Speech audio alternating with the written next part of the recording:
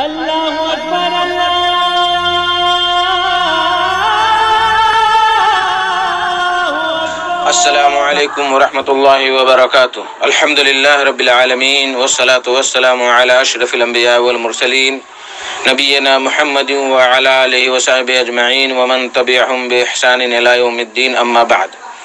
میرے دوستوں، بزرگوں، اسلامی بھائیوں اور بہنوں، سامعین و سامعات کرام، صدا حق سننے والے ساتھیوں، آج 11 ربیع الثانی 1442 ہجری، 27 نومبر 2020 عیسوی، 13 گت اگہن 2077 بکرمی، جمعہ کا دن، میں محمد مستقیم مدنی صدائے حق کا پروگرام لے کر حاضر ہو گیا ہوں، جو روزانہ junk Nandini FM 95.5 mega hertz پر آپ 1:30 بجے سے 2:15 بجے تک سماعت فرماتے آ رہے ہیں۔ آج بھی انشاءاللہ تبارک و تعالی سب سے پہلے آپ تلاوت قرآن مجید سماعت فرمائیں گے، پھر ایک خوبصورت سی نظم، پھر ایک عالم کا خطاب۔ تو لیجئے سماعت فرمائیں سب سے پہلے قرآن مجید کی تلاوت۔ بسم اللہ الرحمن الرحیم۔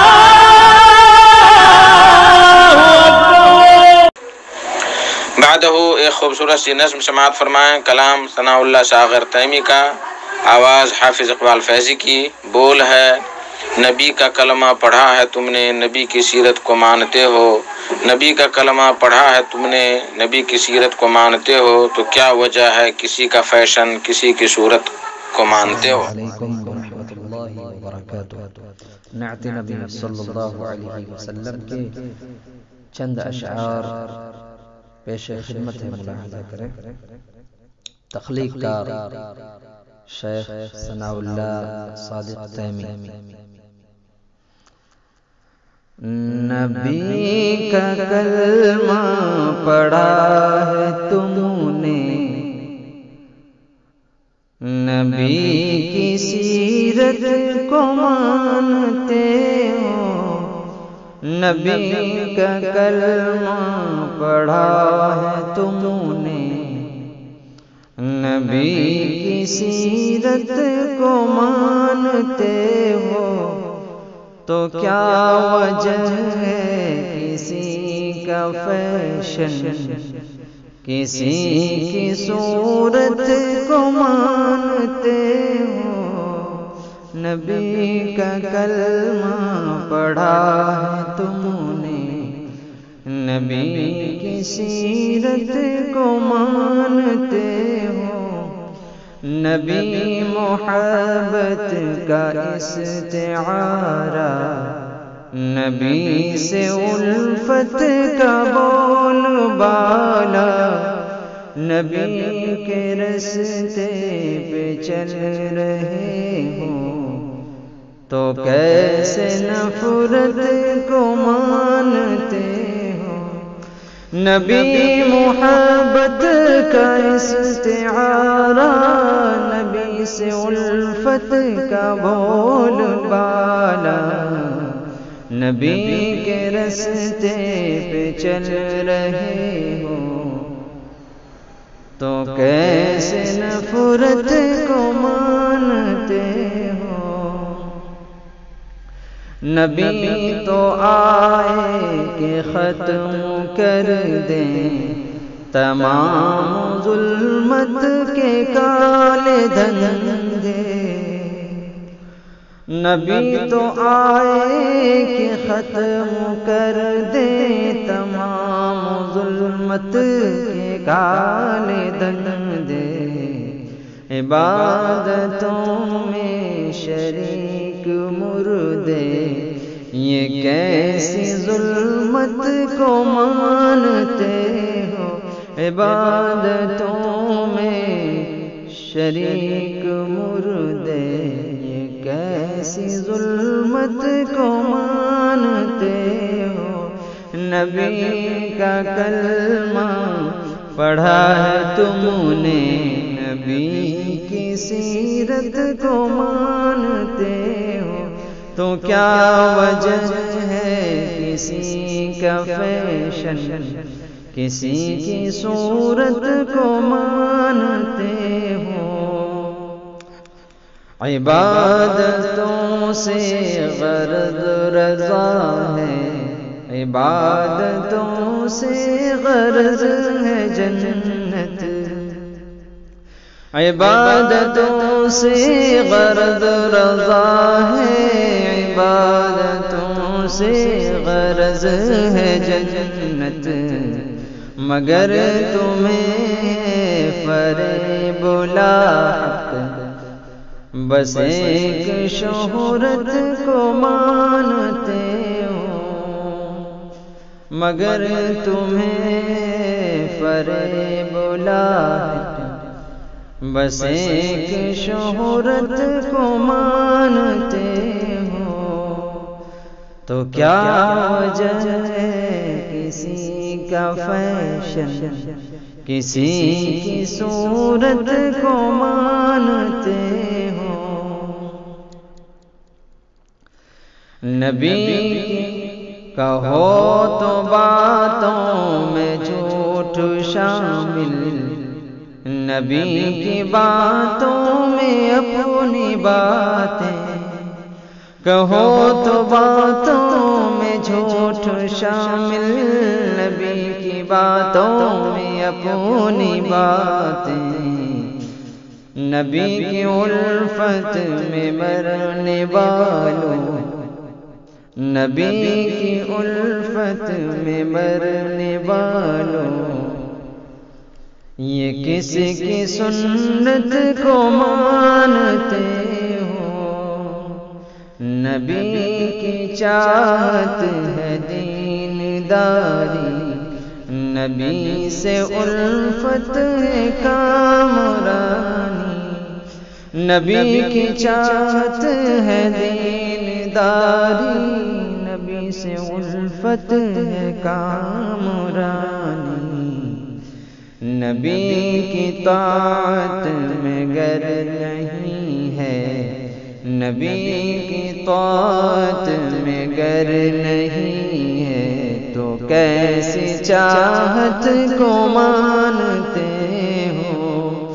نبی کا کلمہ پڑھا ہے تم نے، نبی کی سیرت کو مانتے ہو، تو کیا وجہ ہے کسی کا فیشن کسی کی صورت کو مانتے ہو؟ مقطع دعاؤں کے ساتھ پیش خدمت ملاحظہ کریں۔ نبی کی الفت میں تم نے ساگر بہت سی نعتیں لکھی یقیناً، نبی کی الفت میں تم نے ساگر بہت سی نعتیں لکھی یقیناً، عمل سے رشتہ اگر نہیں ہے تو کیسی مدحت کو مانتے ہو؟ عمل سے رشتہ اگر نہیں ہے تو کیسی مدحت کو مانتے ہو؟ نبی کا کلمہ پڑھا ہے تم نے، نبی کی سیرت کو مانتے ہو، تو کیا وجہ ہے کسی کا فیشن کسی کی صورت کو مانتے ہو؟ میرے محترم ساتھیو، آج کا خطاب ہے فضیلت الشیخ عبدالغفار سالفی صاحب کا، جو مشہور خطیب ہیں اور بنارس یوپی کے رہنے والے ہیں۔ ان کا موضوع ہے مرنے کے بعد کیا کام آئے گا، تو لیجئے سماعت فرمائیں ان سے ان کا خطاب۔ الحمدللہ نحمده ونستعینه ونستغفره ونعوذ بالله من شرور أنفسنا ومن سيئات أعمالنا، من يهده الله فلا مضل له ومن يضلل فلا هادي له، وأشهد أن لا إله إلا الله وحده لا شريك له، وأشهد أن محمدا عبده ورسوله، يا أيها الذين آمنوا اتقوا الله حق تقاته ولا تموتن إلا وأنتم مسلمون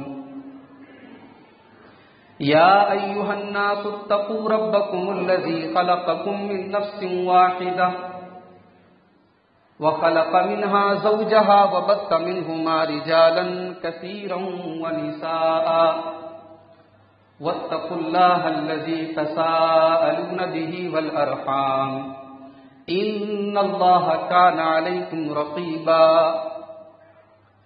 يا أيها الذين آمنوا اتقوا الله وقولوا قولا سديدا يصلح لكم أعمالكم ويغفر لكم ذنوبكم ومن يطع الله ورسوله فقد فاز فوزا عظيما أما بعد فإن خير الحديث كتاب الله وخير الهدي هدي محمد صلى الله عليه وسلم وشر الأمور محدثاتها وكل محدثة بدعة وكل بدعة ضلالة وكل ضلالة في النار أعوذ بالله من الشيطان الرجيم بسم الله الرحمن الرحيم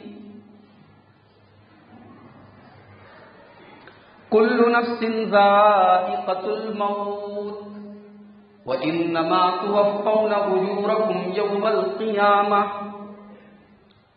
فمن زحزح عن النار وأدخل الجنة فقد فاز وما الحياة الدنيا إلا متاع الغرور.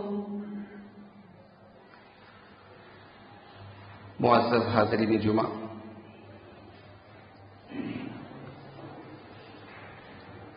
ہماری اور آپ کی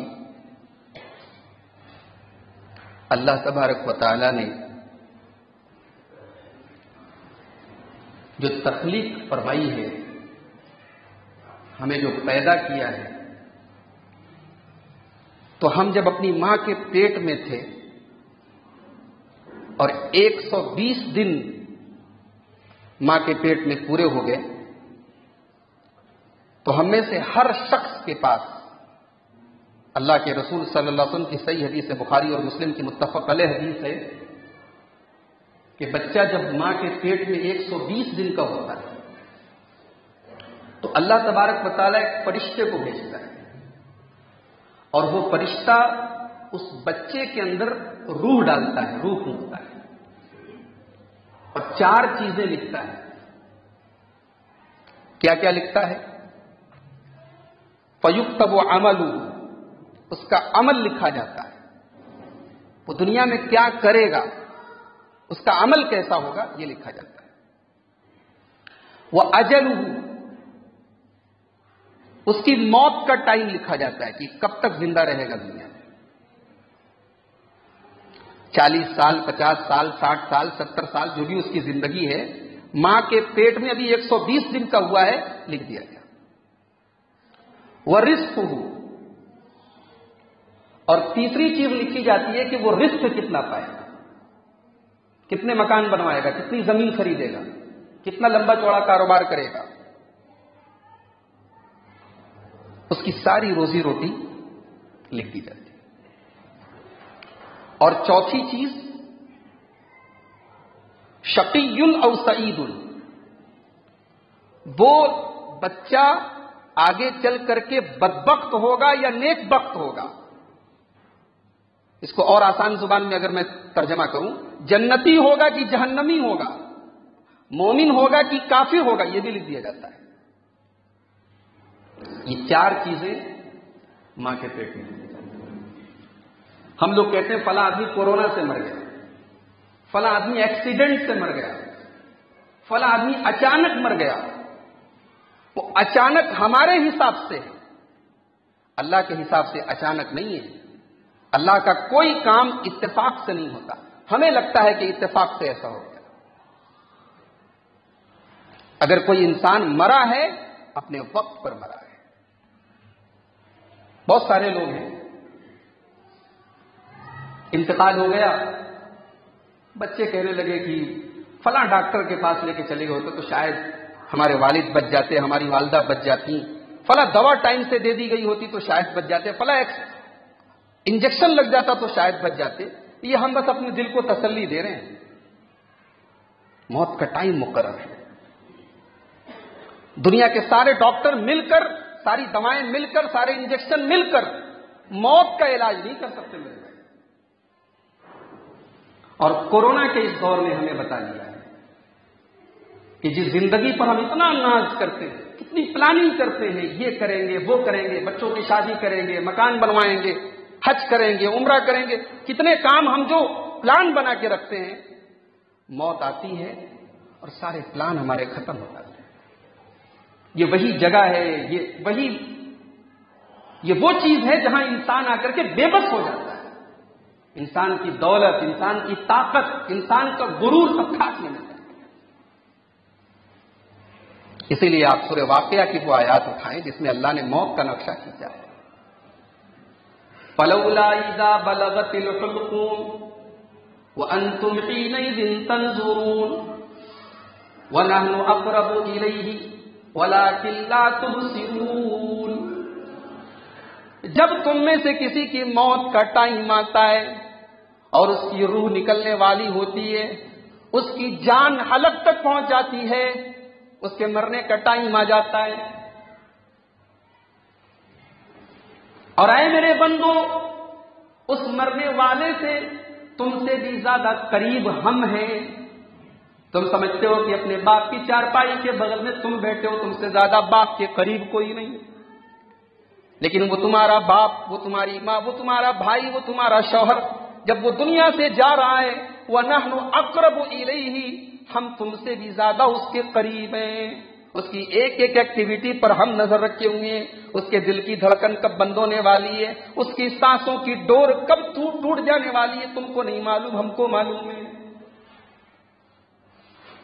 فَلَوْلَا إِن كُنتُمْ غَيْرَ مَدِينِينَ، تو اے میرے بندو یہ بتاؤ کہ اگر تمہیں یہ لگتا ہے، اگر تمہارے دماغ میں یہ بات بیٹھی ہوئی ہے کہ اللہ تعالیٰ کوئی چیز نہیں ہے، نعوذ باللہ، اس کائنات کو کوئی چلانے والا نہیں ہے، پیدا ہوتے ہیں اپنے آپ، مر جاتے ہیں اپنے آپ، کوئی کنٹرول کرنے والا نہیں ہے، کوئی مالک نہیں ہے، کوئی خالق نہیں ہے، کوئی پیدا کرنے والا نہیں ہے.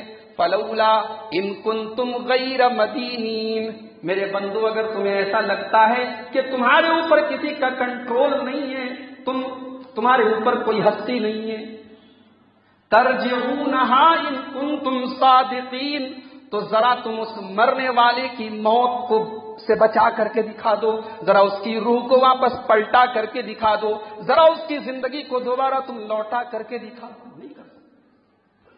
نہیں کر سکتے. انسان نے بہت ترقی کر لی، ٹیکنالوجی میں کہاں پہنچ گیا انسان، علاج کے کتنے طریقے پیدا ہو گئے. ہمارے جو بزرگ حضرات بیٹھے ہیں وہ انہوں نے اپنے بچپن میں اور اپنی جوانی میں جو علاج کے طریقے دیکھیں، آج دیکھیں آپ دنیا کہاں سے کہاں پہنچ گئی. مگر دنیا کی کسی میڈیکل سائنس میں موت کا علاج نہیں ہے میرے بھائی.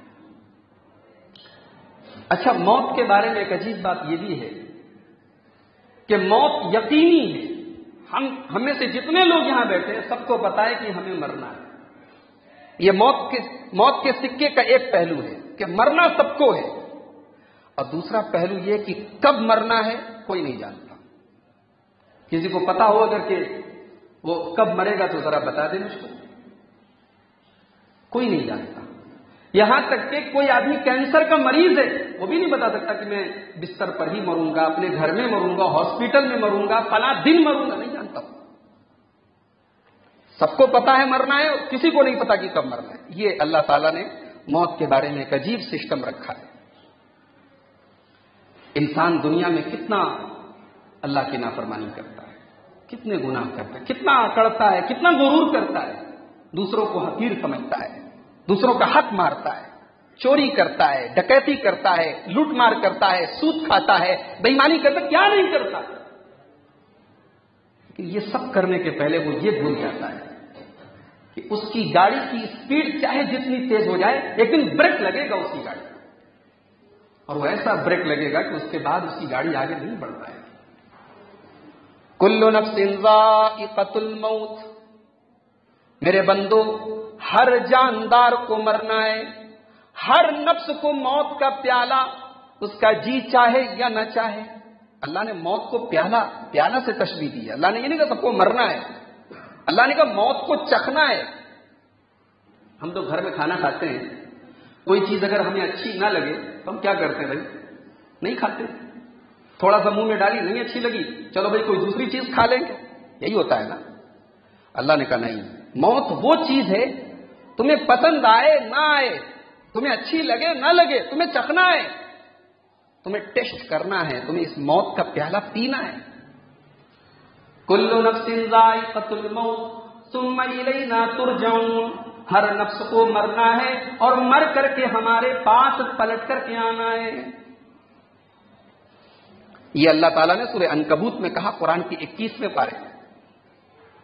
اور قرآن کے 4تھے پارے میں کیا کہا؟ کل نفس ذائقۃ الموت وانما توفون اجورکم یوم القیامہ. ہر انسان کو، ہر جاندار کو مرنا ہے اور قیامت کے دن تمہارے عمل کا تمہیں پورا پورا بدلہ دیا جائے گا. فمن زحزح عن النار، تو جس کو اللہ تعالیٰ کے یہاں جہنم سے بچا لیا جائے، وادخل الجنت، اور جنت میں داخل کر دیا جائے، فقد فاز، وہی کامیاب ہے. ماشاء اللہ، اللہ آپ لوگوں کے کاروبار میں اور برکت دے. یعنی آج لوگ کہتے ہیں کہ بھئی لوہتا والے بڑے ماشاءاللہ ترقی پر ہیں. میرا تو بچپن سے آپ کے علاقے سے آنا جانا ہے، بڑا پرانا تعلق ہے، بڑا گہرا تعلق ہے آپ کی اس مسجد سے بھی. لیکن کامیابی کیا ہے میرے بھائی؟ کامیابی ہماری نظر میں تو یہی ہے کہ ہمارے پاس کل 10 پاور روم تھی، آج ہمارے پاس 50 پاور روم ہے. کل ہمارے پاس 1 مکان تھا، آج ہمارے پاس 10 مکان ہے. ہماری نظر میں تو کامیابی یہی ہے. اللہ نے کہا نہیں، ہو سکتا ہے تمہاری نظر میں یہ کامیابی ہو، مکان، جائیداد، پیسہ، دولت، ہو سکتا ہے دنیا میں تمہیں لوگ سلام کرنے والے زیادہ ہو جائیں، اس کی وجہ سے عزت بڑھ جائے کچھ. ہمارے یہاں یہ کامیابی نہیں ہے. ہمارے یہاں کامیابی کیا ہے؟ فمن زحزح عن النار، جو جہنم سے بچا لیا گیا، وہ ادخل الجنت، اور جنت میں داخل کر دیا گیا. میرے بھائیوں، کبھی اس پر بھی غور کرو کہ ہم جہنم سے بچنے کے لیے کیا کر رہے ہیں اور ہم جنت میں جانے کے لیے کیا کر رہے ہیں. ہماری زندگی کا کتنا ٹائم اس پر ہماری محنت ہو رہی ہے، ہماری کتنی انرجی اس پر خرچ ہو رہی ہے. اتنی خطرناک بیماری آئی. بنارس نہیں، ہندوستان نہیں، پوری دنیا تھم گئی. اربوں کا کاروبار بند ہو گیا. شاید تاریخ میں بہت کم ایسا موقع آیا ہو اللہ کے گھر میں، مسجد حرام میں طواف رک گیا، نمازیں رک گئیں. جہاں 24 گھنٹے میں 5 ٹائم یقین تھا کہ اذان کی آواز آئے گی، وہاں اذان ہو رہی ہے، کوئی نماز پڑھنے والا نہیں. یہ حالات آئے. مگر ہماری سرکشی میں کوئی کمی ہے. اب دھیرے دھیرے حالات نارمل ہو رہے ہیں، لوگوں کے کاروبار شروع ہو رہے ہیں، اور جو ہماری حرکتیں تھیں وہ اب بھی جاری ہیں. نماز سے ہم اب بھی دور ہیں، اللہ سے اب بھی دور ہیں، دین سے اب بھی دور ہیں. جتنی برائیاں تھیں وہ پھر سے شروع ہو گئی. جبکہ اس کورونا نے ہمیں سبق دیا کہ بھائی دیکھ، زندگی کا کوئی بھروسہ نہیں، کبھی بھی موت آ سکتی ہے. اور یہی بات اللہ تعالیٰ قرآن میں بار بار ہمیں سمجھانے کی کوشش کرتا ہے. میرے بندو، موت کی تیاری کرو. آج تم بو گے، کل وہی کاٹو گے. قرآن مجید کا 28واں پارہ اٹھائیے. سورۃ الحشر کے اندر اللہ فرماتا ہے، یا ایھا الذین آمنوا اتقوا اللہ ولتنظر نفس ما قدمت لغد. اے ایمان والو، اللہ سے ڈرو اور کل کے لیے تم آج کیا تیاری کر رہے ہو اس کو دیکھ لو. آج تو جیسا ہے گزر جائے گا، کل کی تیاری کرو. اس لیے کہ آج یعنی دنیا کی زندگی کو اللہ نے آج قرار دیا اور آخرت کی زندگی کو کل قرار دیا. فرمایا کہ کل کی تیاری تم آج کر لو. آج جو بوگے کل وہی کاٹو گے. موت آ جائے گی، اللہ کے پہنچ جاؤ گے، پھر دوبارہ دنیا میں آنے کا چانس نہیں ملے گا. موت کبھی یہ پوچھ کر کے نہیں آتی کہ تیرے بچوں کو تیری ضرورت ہے، چلو تجھے کچھ دن کے لیے چھوڑ دیتے ہیں. موت رحم نہیں کھاتی، موت ترس نہیں کھاتی. موت آپ کا مقام نہیں دیکھتی، موت یہ نہیں دیکھتی آپ کو دنیا کو آپ کی ضرورت ہے، آپ کے بچوں کو آپ کی ضرورت ہے، آپ کے بچے یتیم ہو جائیں گے، آپ کی بیوی بیوہ ہو جائے گی، آپ کے محلے والے ایک اچھے انسان سے محروم ہو جائیں گے۔ موت نہیں پرواہ کرتی میرے۔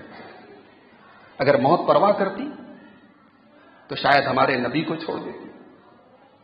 ہمارے نبی جب دنیا سے گئے تو آپ کی بیٹی فاطمہ، آپ کی لگتے جگر، آپ کی نور نظر، آپ کی 4 بیٹیوں میں سب سے چھوٹی بیٹی اور یہی اکلوتی بیٹی تھی جو اپنے باپ کی موت کے ٹائم، اپنے باپ کی وفات کے ٹائم زندہ تھی۔ باپ کو جب موت کی سختیوں میں دیکھا تھا حضرت فاطمہ نے، تو حضرت فاطمہ کے دل پر کیا گزری تھی اس کو ہم اور آپ سوچ نہیں سکتے۔ حضرت فاطمہ کی آنکھ پہ آنسو تھے اور اپنے باپ کی تکلیف کو دیکھ کر کے کہتی تھی، واہ کر بابا، اے میرے باپ کی تکلیف مجھ سے دیکھی نہیں جاتی۔ اور فاطمہ کے والد جواب دیتے ہیں، اللہ کے پیارے نبی جواب دیتے ہیں، لیس علی ابی کے کربن بعد اليوم، اے بیٹی فاطمہ، تیرے باپ کا آج آخری دن ہے اور تیرے باپ کو آج کے بعد کوئی تکلیف، کوئی مصیبت، کوئی پریشانی نہیں اٹھانی پڑے گی۔ موت سے اگر کسی کو چھٹکارا ہوتا، ہمارے نبی کو اللہ تعالیٰ موت نہ دے۔ اللہ کے نبی دنیا سے گئے، صحابہ کا وہ حال تھا، حضرت انس کہتے ہیں پورے مدینہ میں ایسی کالی چادر پھیلی ہوئی تھی، اتنا سناٹا تھا، اتنا اندھیرا تھا کہ ہمارے نبی جب مدینہ میں آئے ہم نے اس سے زیادہ روشن دن نہیں دیکھا، اور جس دن ہمارے نبی دنیا سے گئے ہم نے مدینہ میں اس سے زیادہ سیاہ، اس سے زیادہ تاریک، اس سے زیادہ اندھیرے والا کوئی دن نہیں دیکھا۔ موت سے چھٹکارا نہیں ہے میرے بھائی۔ اور جانتے ہو موت بھی 2 طرح کی ہوتی ہے۔ فرشتہ روح نکالتا ہے نا، وہ بھی 2 طرح سے نکالتا ہے۔ ایک بندہ اللہ کا مومن بندہ ہوتا ہے، جب فرشتہ اس کی جان نکالتا ہے تو وہ کیا کہتا ہے، اخرجی ایتھا النفس الطیبہ، اے پاک جان، اے صاف ستھری جان، اے پاکیزہ جان، تو چین کے ساتھ، تو سکون کے ساتھ نکل جا۔ اخرجی الی رحمت من ربک ورضوان، تو اپنے رب کی رحمتوں کی طرف نکل جا، تیرے رب کی رحمتیں تیرا انتظار کر رہی ہیں۔ ایک کی جان ایسے نکلتی ہے اور دوسرے کی جان کیسے نکلتی ہے، اخرجی ایتھا النفس الخبیثہ، اے خبیث اور گندی جان، اے گندے انسان کی گندی زندگی، تو نکل جا تکلیف کے ساتھ، پریشانی کے ساتھ تو نکل جا، الی سخط من اللہ وغضب، تو اللہ تعالیٰ کی ناراضگی کی طرف نکل جا، تیرے رب کا غصہ، تیرے رب کی ناراضگی تیرا انتظار کر رہی ہے۔ انسان کے عمل کا نتیجہ قبر میں ہی شروع ہو جاتا ہے، آخرت میں تو جو ملے گا ملے گا، قبر میں ہی اسٹارٹنگ ہو جاتی ہے، شروع ہو جاتا ہے۔ ہمارے یہاں عجیب ماحول ہے، قبرستان پہ تانی بن رہی ہے، قبرستان میں جوا کھیلا جا رہا ہے، قبرستان میں لوگ بیٹھ کر کے بکواس کر رہے ہیں۔ بھائی یہ بکواس کرنے کی جگہ نہیں ہے، یہ ہمارے انجام کی جگہ ہے، یہ عبرت کی جگہ ہے، کوئی تماشا نہیں۔ قبرستان جانے سے عبرت ہونی چاہیے۔ ہم تو اتنے پتھر دل ہو چکے ہیں کہ جنازوں میں ہم جاتے ہیں قبرستان، مٹی دیتے ہیں، وہاں پر بھی ہم ہا ہا کرتے ہیں، لطیفے سناتے ہیں، چٹکلے سناتے ہیں، دنیا داری کی باتیں کرتے ہیں۔ ہمیں قبرستان جا کر کے بھی موت یاد نہیں آتی۔ ابن ماجہ کی صحیح روایت ہے، ایک انصاری صحابی کا انتقال ہوا، اللہ کے پیارے نبی اپنے صحابہ کے ساتھ جنازے میں گئے، جنازے کو قبر میں اتارا گیا ہے اور اللہ کے پیارے نبی وہیں ایک سائیڈ میں قبر کے پاس اپنے صحابہ کو لے کر کے بیٹھے ہوئے ہیں۔ اللہ کے نبی کی نظریں اور آپ کا چہرہ زمین کی طرف ہے، سر جھکا کر کے اللہ کے نبی زمین پر بیٹھے ہوئے ہیں، اور پھر اچانک اللہ کے نبی جب اپنا سر اٹھاتے ہیں، حدیث کے الفاظ ہیں، اللہ کے نبی کی آنکھوں میں آنسو بھرے ہوئے ہیں اور اتنے آنسو گر رہے ہیں کہ آپ کی داڑھی آپ کے آنسوؤں سے تر ہو جاتی ہے، اور جہاں پر آپ بیٹھے ہیں وہاں کی زمین بھی آپ کے آنسوؤں سے تر ہو جاتی ہے۔ اللہ کے نبی اپنے صحابہ سے کہتے ہیں، لِمِثْلِ هَذَا فَعِدْتُ يَا إِخْوَانِي، اے میرے صحابہ، اے میرے بھائیوں۔ اللہ کے نبی اپنے صحابہ کو اپنا بھائی بھی کہتے تھے، اے میرے بھائیوں، اس دن کی تم تیاری کرو، یہاں تم کو آنا ہے، یہ دنیا میں تمہاری آخری منزل ہے، یہاں آنے کی تم تیاری کرو۔ وہاں کی کوئی تیاری نہیں ہمارے پاس۔ بڑے بڑے صحابہ کا کیا حال تھا، حضرت عمر فاروق کو دیکھو، نماز پڑھا رہے فجر کی، پیچھے سے ابو لولو فیروز نام کے پارسی غلام نے جو بھیس بدل کر کے آیا ہے نماز میں، حضرت عمر کو قتل کرنے کے لیے اس نے خنجر مارا۔ حضرت عمر مصلی پر گر پڑے۔ خنجر کہاں مارا؟ ناف کے پاس، پیٹ پر مارا ہے، لیکن نماز نہیں رکی۔ حضرت عمر فاروق زمین پر گرے، لیکن فوراً اپنے ٹھیک پیچھے عبد الرحمن ابن عوف کھڑے تھے، ان کو ہاتھ پکڑ کر کے ان کو مصلی پر بٹھا دیا، چڑھا دیا۔ حضرت عبد الرحمن ابن عوف جلدی جلدی نماز پوری کریں۔ امیر المومنین مصلی پر تڑپ رہے ہیں، مسلمان کی نماز نہیں بند ہوئی۔ یہ ہماری تاریخ نہیں ہے میرے بھائی۔ نماز ختم ہوتی ہے، عمر فاروق کو اٹھا کر گھر لے جایا گیا، حکیموں کو بلایا گیا، طبیبوں کو بلایا گیا، دوائیں دی گئیں، دوا ڈالی جا رہی ہے، سب باہر نکل جا رہی، اتڑیاں کٹ چکی ہیں۔ یقین ہو گیا حضرت عمر فاروق کو بھی کہ اب آخری ٹائم آ چکا ہے۔ عبداللہ ابن عباس آتے ہیں، اللہ کے نبی کے بڑے چہیتے صحابی عبداللہ ابن عباس، وہ آتے ہیں اور آ کر کے جب دیکھتے ہیں کہ حضرت عمر فاروق کے چہرے پر بڑی گھبراہٹ ہے، چہرہ اترا ہوا ہے، کہتے ہیں امیر المومنین آپ اتنے ڈرے ہوئے کیوں ہیں، اتنے سہمے ہوئے کیوں ہیں؟ اے امیر المومنین، آپ اللہ کے نبی کے اوپر ایمان لائے، جب دنیا نے آپ کو نہیں مانا تھا تب آپ ایمان لائے، آپ نے نبی کے ساتھ غزوہ بھی کیا ہے، جہاد میں بھی شامل ہوئے ہیں، اور اے امیر المومنین اب آپ دنیا سے شہادت کی موت مر کر کے دنیا سے جا رہے ہیں، آپ کے بارے میں، آپ کی فضیلت کے بارے میں کوئی اختلاف نہیں ہے، جب اللہ کے نبی دنیا سے گئے تو آپ سے راضی تھے، خوش تھے، اتنا بڑا آپ کا مقام ہے اور آپ اداس بیٹھے ہیں۔ حضرت عمر فاروق نے جو جواب دیا ہے وہ ہمیں اور آپ کو سوچنا چاہیے۔ حضرت عمر فاروق نے کہا اعید علیہ کلامک، اے عبداللہ ابن عباس ذرا پھر سے کہو جو تم نے بات کہی تھی، ذرا ریپیٹ کر کے بتاؤ۔ عبداللہ ابن عباس نے وہی بات ریپیٹ کر کے بتائی، حضرت عمر کا مقام و مرتبہ بتایا۔ حضرت عمر کہنے لگے، رونے لگے، کہنے لگے اے عبداللہ ابن عباس تم کس کو دھوکہ دینے کی کوشش کر رہے ہو؟ اے عبداللہ ابن عباس تم کس کو دھوکے میں ڈالنے کی کوشش کر رہے ہو؟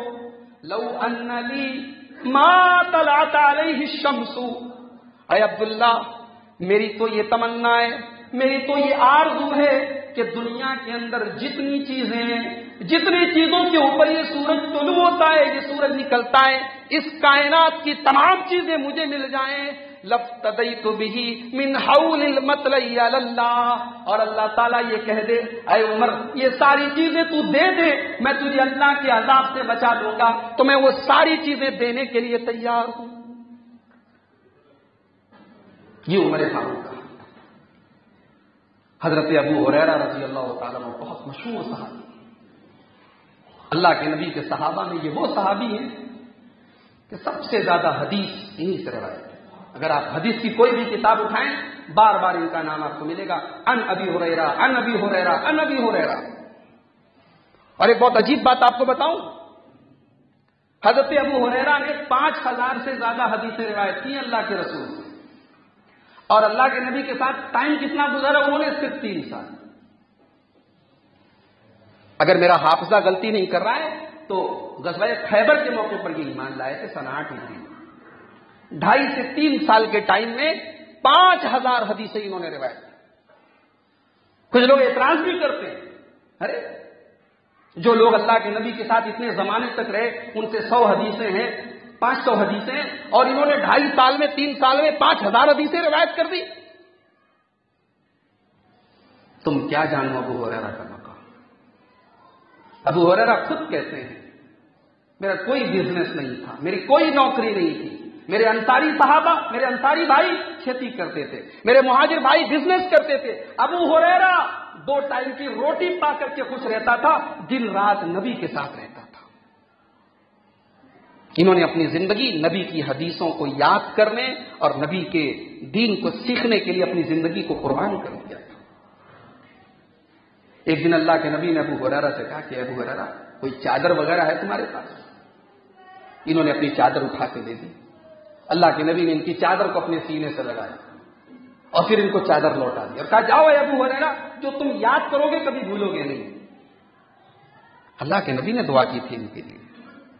تو ابو ہریرہ رضی اللہ تعالیٰ عنہ کا آخری ٹائم آیا, انتقال کا ٹائم آیا. آنکھوں میں آنسو ہیں, رو رہے ہیں. لوگوں نے پوچھا ما یبکی کا یا ابا ہریرہ, ابو ہریرہ کیوں رو رہے ہیں؟ اتنے بڑے صحابی آپ اللہ کے رسول کی آپ کی آنکھوں سے آنسو کیوں بہ رہے ہیں؟ ابو ہریرہ کیا جواب دیتے ہیں؟ قلت الزادی وبعد المفازتی. اے لوگو, ابو ہریرہ اس لیے رو رہا ہے سفر بہت لمبا ہے اور سامان بہت تھوڑا سا ہے. قلت الزادی, سفر میں چلنے کے لیے جو سامان کو پیک کیا جاتا ہے, جو سامان اپنے ساتھ لیا جاتا ہے, اس کو اردو میں توشہ کہا جاتا ہے اور عربی میں زاد کہا جاتا ہے. ابو ہریرہ کہتے ہیں سفر اتنا لمبا ہے اور زاد راہ میرے پاس بہت کم ہے, راستے کا سامان میرے پاس بہت کم ہے, یعنی نیکیاں میرے پاس بہت کم ہے, اللہ کو راضی کرنے والا عمل میرے پاس بہت کم ہے.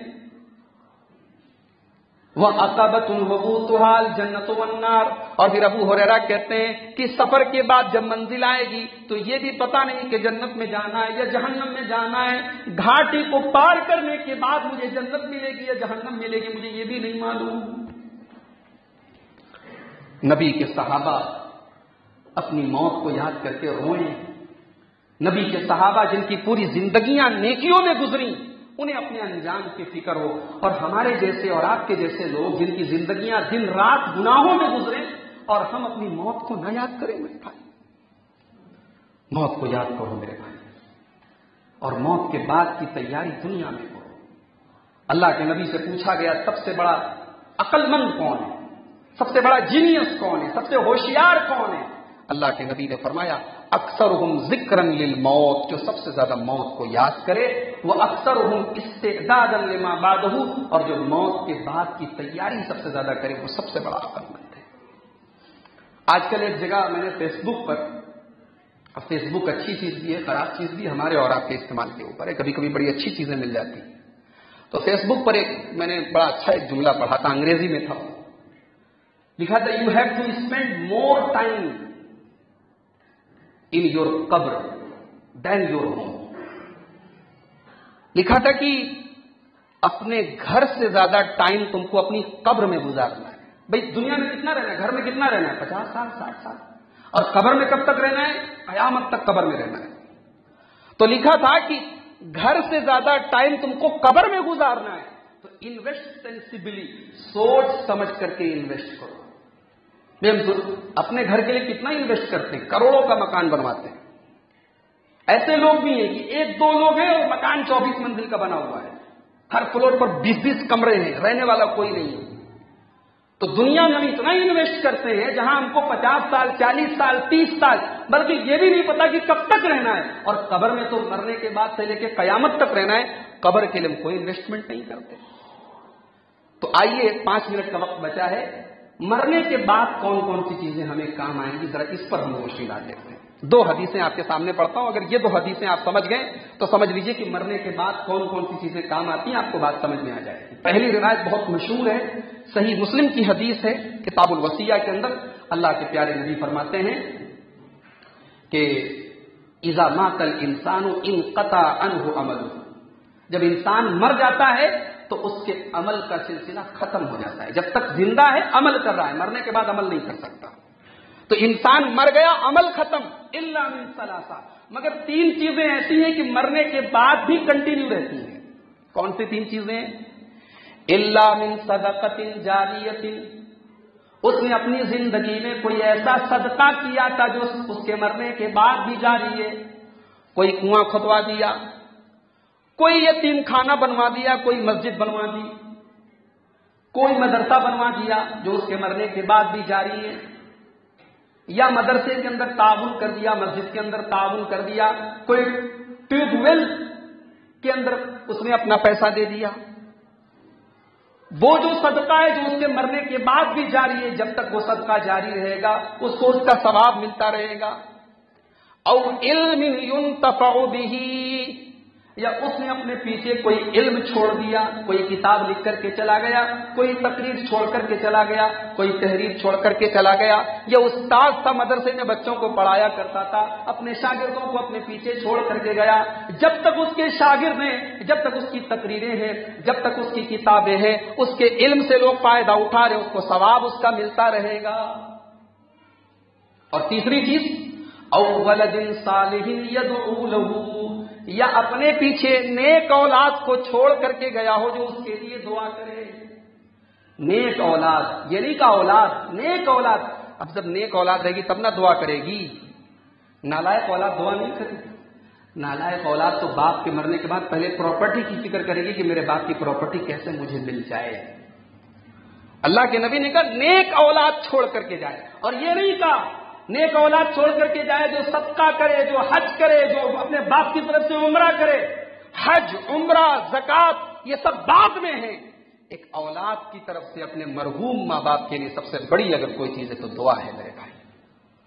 اور یہاں ایک مسئلہ اور یاد رکھو، ہمارے اہل حدیث بھائیوں کے اندر ایک کمی اور کوتاہی ہم یہ بھی دیکھتے ہیں کہ ایک دوسری طرف ہمارے ان بھائیوں کا معاملہ ہے جن کے یہاں جنازے کی نماز میں تو فاتحہ نہیں پڑھی جاتی۔ جنازے کی نماز میں فاتحہ نہیں ہے ہمارے بھائیوں کے یہاں، وہ صرف جنازے کی نماز کی دعا پڑھ کے سلام پھیر کے چلے آتے ہیں۔ نماز میں تو فاتحہ نہیں ہے، جنازے کی نماز میں تو فاتحہ نہیں ہے، مرنے کے بعد بیچارے روز فاتحہ کرتے ہیں، تیسرے دن فاتحہ کر رہے ہیں، روزانہ فجر کے بعد جا کے فاتحہ کریں۔ ہماری والدہ کا انتقال ہوا، آج 40واں دن ہے ہمارے نانی کے ہاں، وہ لوگ ماشاءاللہ 40واں کر رہے ہیں، گھر میں لوگوں کو بلا کے قرآن پڑھوا رہے ہیں۔ یہ سب ہو رہا ہے بھئی، اب ان کی بیٹی تھی، اب وہ کریں گے، ہم تو منع بھی نہیں کر سکتے، سمجھا سکتے ہیں۔ تو فاتحہ کہتے ہیں مر گیا مردود، نہ فاتحہ نہ درود۔ بھائی فاتحہ اور درود کے بغیر ہم جنازے کی نماز نہیں پڑھتے، اس لیے یہ مت کہو کہ ہمارے ہاں ہمارے یہاں من گھڑن فاتحہ نہیں ہے کہ قبرستان جاؤ اور ہاتھ اٹھا کر کے فاتحہ کرو، فاتحہ نہیں ہے، لیکن دعائے مغفرت ہے۔ ان کے یہاں فاتحہ ہو رہی ہے، ہمارے یہاں دعائے مغفرت بھی بند ہو گئی۔ باپ کا انتقال ہو گیا، ماں کا انتقال ہو گیا، ہم اسے اپنے لیے شرم سمجھتے ہیں کہ ہم کبھی اپنی ماں کی قبر پہ جائیں۔ قبرستان جاؤ میرے بھائی، اپنی ماں کی قبر کے پاس کھڑے ہو کے قبلہ رخ ہو کر کے ہاتھ اٹھا کے دعا کر سکتے ہو، اللہ کے نبی سے ثابت ہے۔ ہاں کوئی پابندی نہیں کہ چلو بھائی روز جاؤ، جمعہ کو جاؤ، عید کے دن جاؤ، بقرعید کے دن جاؤ، جب بھی آپ کو موقع ملے آپ جائیں، کوئی ٹائم فکس نہیں، کوئی دن فکس نہیں۔ قبرستان جانا، قبرستان کو دیکھنا، اپنی ماں کی قبر پہ جانا، اپنے باپ کی قبر پہ جانا اور ان کے لیے مغفرت کی دعا کرنا، یہ سنت سے ثابت ہے۔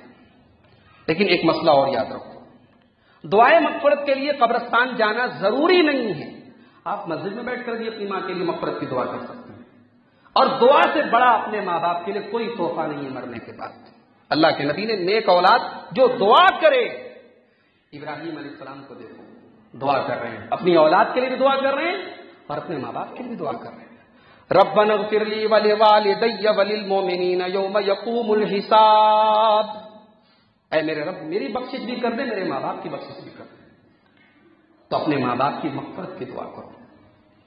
تو یہ حدیث صحیح مسلم کی آپ نے سمجھ لی کہ 3 چیزوں کا فائدہ مرنے کے بعد بھی ملتا رہے گا، مگر یہ تینوں چیزیں کوئی اور نہیں کر رہا، یہ آپ کر رہے ہیں۔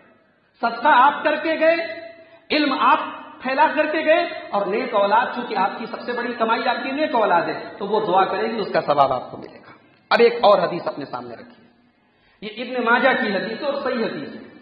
اللہ کے پیارے نبی فرماتے ہیں کہ ایک مومن کو مرنے کے بعد کچھ چیزوں کا فائدہ ملتا رہتا ہے۔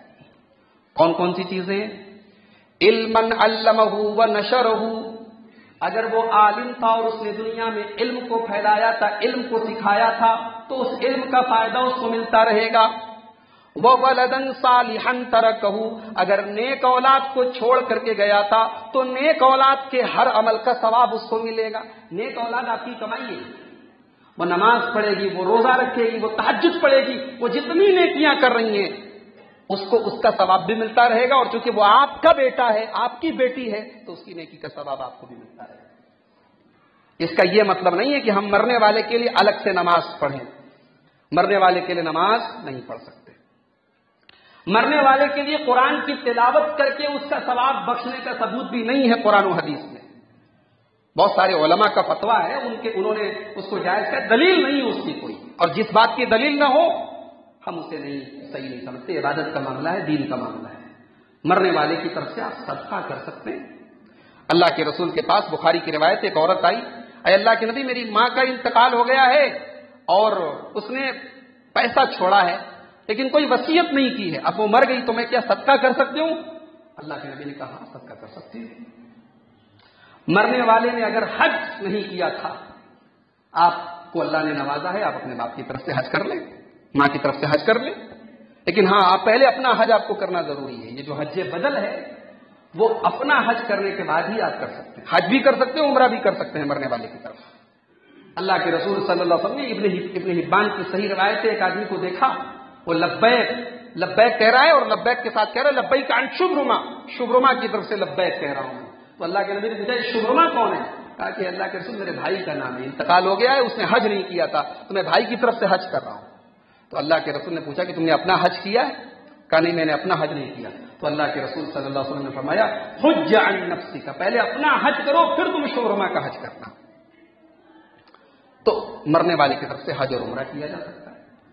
مرنے والے کے روزے چھوٹے تھے، وہ روزے پورے کیے، پورا کرنا ضروری نہیں ہے لیکن کر لیں تو بہتر ہے۔ میت کا صدقہ، میت کا قرضہ، اگر اس کے ذمہ کچھ قرضہ تھا اور اس نے مال چھوڑا ہے تو قرضے کو پہلے ادا کرو۔ صحیح بخاری کی حدیث ہے، اللہ کے نبی کے سامنے جنازہ لایا گیا، اللہ کے نبی نے پوچھا کہ اس کے اوپر قرضہ تھا کیا؟ صحابہ نے کہا نہیں، اللہ کے نبی نے جنازہ پڑھایا۔ پھر دوسرا جنازہ آیا، آپ نے پوچھا قرضہ تھا؟ کہا کہ ہاں تھا۔ اللہ کے رسول نے فرمایا صلوا علی صاحبکم، تم لوگ جنازہ پڑھ لو، یعنی تم لوگ پڑھ لو، میں نہیں پڑھوں گا۔ حضرت ابو قتادہ انصاری کھڑے ہوئے، یا رسول اللہ اس کا قرضہ میں ادا کروں گا۔ اللہ کے رسول نے جنازہ پڑھایا۔ اتنا سخت معاملہ ہے قرضے کا۔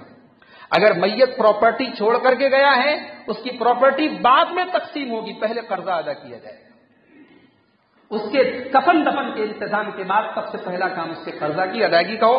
اگر قرضہ اس کے اوپر تھا اور مال چھوڑ کر کے گیا ہے، اسی میں سے قرضہ دیا جائے گا۔ اگر مال چھوڑ کر کے نہیں گیا ہے تو اس کے گھر والوں کو چاہیے، اس کی اولاد کو چاہیے، اس کے وارثوں کو چاہیے کہ وہ اس کی طرف سے قرضہ ادا کریں۔ تو اللہ کے رسول نے کہا کہ مرنے والے کو کس چیز کا فائدہ پہنچتا ہے؟ علم کا، یا نیک اولاد اگر چھوڑ کے گئے تو اس کا بھی فائدہ ملتا ہے۔ او مصحفا ورثہ، یا قرآن کو اس نے اپنے پیچھے وراثت بنایا ہے۔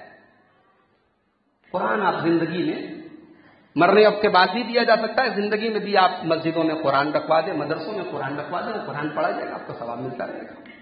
او مسجدا بناہ، یا اس نے کوئی مسجد بنوا دی، اس کا ثواب بھی اس کو ملتا رہے گا۔ زندگی میں بھی مسجد بنوایا تب بھی ثواب ملے گا، مرنے کے بعد اگر آپ چاہیں اپنے باپ کی طرف سے مسجد میں چندہ دے دیں یا مسجد بنوا دیں، اگر اللہ نے آپ کو نوازا ہے، ثواب آپ کو ملتا رہے گا۔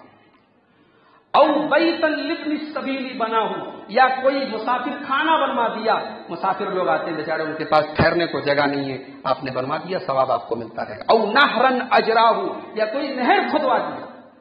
ایک صحیح حدیث میں اللہ کے نبی نے یہ بھی کہا ہے کہ سب سے بہترین صدقہ پانی کا صدقہ ہے۔ کوئی ایسا علاقہ ہے، غریب علاقہ ہے، لوگوں کو پانی کی بڑی دقت ہے، وہاں پہ آپ نے ٹیوب ویل لگوا دیا، لوگوں کو پانی کا آسان ہو گیا معاملہ، یہ سب سے بہترین صدقہ ہے، اس پر بھی ہم توجہ دے سکتے ہیں۔ تو مرنے کے بعد میرے بھائیوں یہ سارے کام ہم کر سکتے ہیں، یہ سارے کام رشتہ دار کریں، بیٹا کرے، بیٹی کرے، بھائی کرے، سب لوگ کر سکتا ہے۔ اور ایک کام ایسا ہے کہ وہ تو کوئی بھی کر سکتا ہے، اور وہ کیا ہے؟ مرنے والے کے حق میں دعا کرنا۔ اور ہمیں ایک دعا سکھائی گئی قرآن میں، اللہ نے فرمایا والذین جاءوا من بعدهم یقولون ربنا اغفر لنا ولإخواننا الذین سبقونا بالایمان، اے ہمارے رب ہمیں بھی بخش دے اور ہم سے پہلے جو ایمان والے گزر گئے تھے ان کو بھی بخش دے۔ یہ ایک بہترین دعا ہے، آپ اپنے الفاظ میں بھی دعا کر سکتے ہیں کہ اے اللہ فلاں کی بخشش فرما دے۔ اگر وہ توحید پر تھا، دیکھیے توحید پر مرنا بھی ضروری ہے۔ اگر کسی کے بارے میں آپ کو معلوم ہے کہ اس کا خاتمہ شرک پر ہوا ہے، وہ شرک کرتے ہوئے دنیا سے گیا ہے، ایسے آدمی کے لیے آپ مغفرت کی دعا نہیں کریں گے۔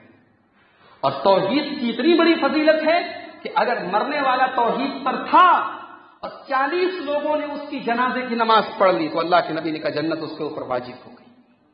40 اگر موحد لوگ، توحید والے اگر کسی مسلمان کا جنازہ پڑھ لیں تو وہ 40 آدمی کی دعا، کیونکہ جنازے کی نماز کیا ہے؟ وہ دعائے مغفرت ہی تو ہے۔ افسوس کی بات ہے کہ ہم میں سے اکثر لوگوں کو جنازے کی نماز کی دعا بھی یاد نہیں ہے. جنازے کی نماز کا پورا طریقہ اور اس کی دعائیں آپ یاد کر لیجئے. کبھی موقع ملا انشاءاللہ تو اسی مسجد پر ایک پروگرام کے ذریعے ہم کوشش کریں گے کہ جنازے کی نماز کا پورا طریقہ اور دعائیں بھی آپ کو یاد ہو جائے. وہ بہت ضروری ہے میرے بھائی. آپ کو سب آتا ہے اور اپنے باپ کے لیے آپ مغفرت کی دعا نہ کر سکیں. ہم لوگ تو الحمدللہ اہل حدیث ہیں, حدیث کو قرآن اور حدیث پر چلنے والے. کم سے کم اتنی چیزیں تو ہمیں آنی چاہیے کہ بھئی ہم اپنے باپ کے لیے جب جنازے کی نماز میں کھڑے ہوں تو مغفرت کی دعا کر سکیں. تو جنازے کی نماز یہ مغفرت کی دعا اصل میں ہے جو میت کے لیے کی جاتی ہے. آئیے اللہ سے ہم دعا کریں. رب العالمین ان حالات میں ہر علاقے میں بہت سارے لوگوں کی موت ہوئی ہے, بہت سارے ہمارے بیچ سے گئے ہیں. آپ کے علاقے میں بھی کافی میت ہوئی ہوگی. جو لوگ بھی اہل ایمان اہل توحید ہمارے بیچ میں سے گئے ہیں اللہ تعالیٰ ان کی مغفرت فرمائے اور ان کے گھر والوں کو اللہ تعالیٰ صبر عطا فرمائے اور ان کی نیکیوں کو قبول فرمائے اور ہم سب کو اپنی زندگی میں موت کے بعد کی تیاری کرنے کی توفیق عطا فرمائے. مرنے کے بعد جو چیزیں کام آئیں گی وہ کام ہمیں زندگی میں کرنے کی توفیق عطا فرمائے. رب العالمین ہمیں زندگی کی آخری سانس تک ایمان پر قائم رکھے اور جب ہمارا خاتمہ ہو لا الہ الا اللہ پر ہمارا خاتمہ ہو. آمین. وآخر دعوانا الحمدللہ رب العالمین.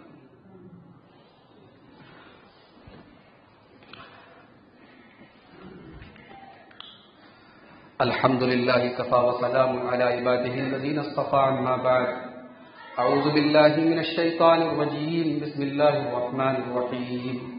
إن الله وملائكته يصلون على النبي يا أيها الذين آمنوا صلوا عليه وسلموا تسليما.